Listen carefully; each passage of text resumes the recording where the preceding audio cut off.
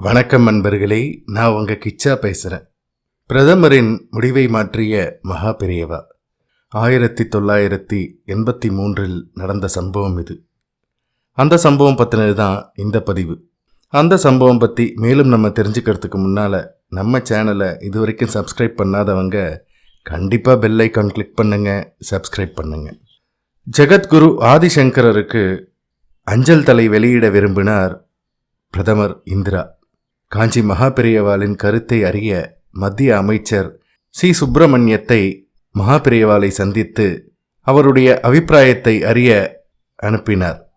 மகாராஷ்டிராவில் உள்ள சதாராவில் மகாபெரியவாளை சந்தித்தார் சி. சுப்பிரமணியம்.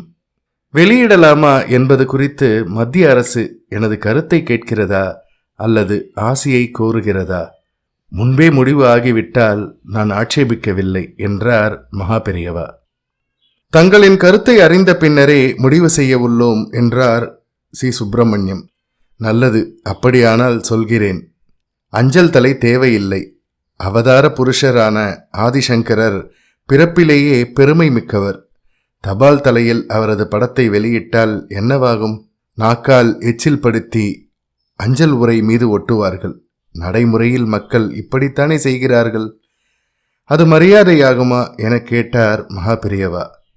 அதிர்ச்சி அடைந்த அமைச்சர், இந்த கோணத்தில் நாங்கள் யாருமே யோசிக்கவில்லை என்றார். மகாபெரியவாளின் முடிவை பிரதமரும் உடனே ஏற்றுக்கொண்டார். அஞ்சல் தலை வெளியிடப்படவில்லை. ஜெய ஜெய சங்கர ஹர ஹர சங்கர.